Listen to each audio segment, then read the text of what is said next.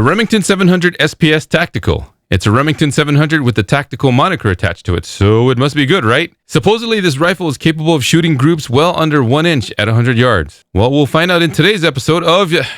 I don't even have a cool music intro, but let's make one. On today's episode of the Islander Hero Gear Review channel...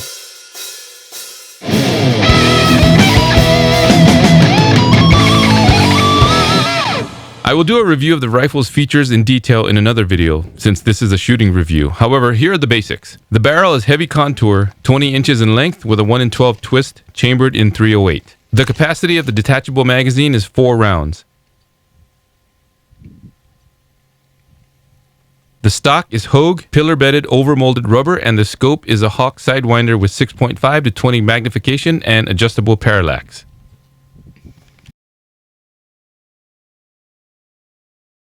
Today I'll be shooting the Federal Gold Medal Match 168 and 175 grain Sierra Match Kings. For stability, the rifle will be sitting on my Caldwell lead sled, and for consistency, I clean the barrel with the bore snake, then fire 2 fouling shots before each group. The target is placed at 100 yards, so let's go. First group is the 168 grain Gold Medal Match.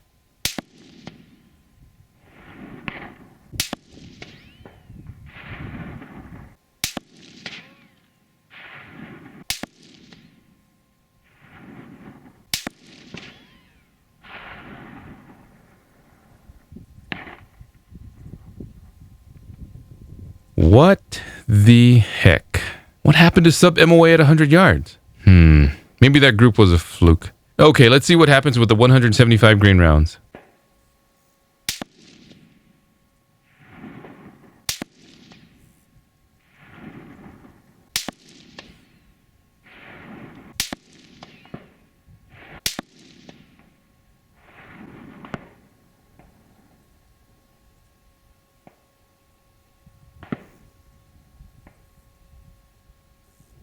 Nope. That one was a failure too. Alright, this is unacceptable. So let's fast forward a few days and make some changes. This time I bring along 2 sets of rounds that I reloaded. The first is 168 grain Sierra Match King, and the other is 178 grain Hornady Hollow Point Boat Tail Match. Both reloads were filled with Varget powder. The commercial Federal Gold Medal Match 168 and 175 grain rounds come along for the ride as well.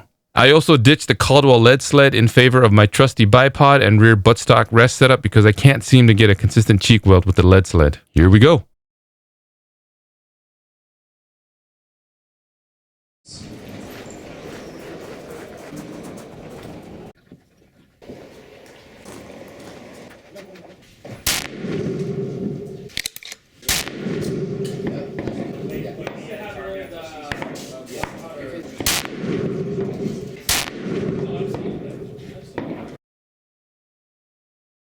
First group is my 168 grain reloads.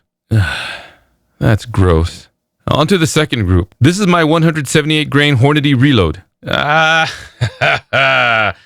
Sub MOA accomplished. But let's look at the others. Group 3 is my 168 grain reloads again. Nope. Okay, that one obviously needs some tweaking. Fourth group is the Federal Gold Medal Match 168 grain. Very nice. Just a little over ½ an inch at 100 yards. I'm kind of bummed that it's not my reload, but hey, that's good news for you guys because you can find this round at the store. Well, let me take that back. You should be able to find this at the store, but like the 22 long rifle, it's so rare to see it on the shelf that when you actually do see it sitting there, you have to slap yourself in the face a few times to make sure you're not looking at something else that resembles it. The Federal Premium Vital Shock is a good example. The fifth and final group is the Federal 175 grain, and it is a no-go.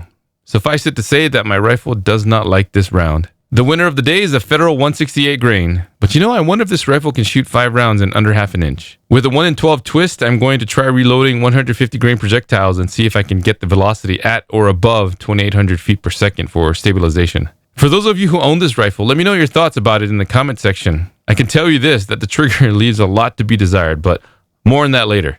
Thank you very much for watching, and please stay tuned for the next video. Take care.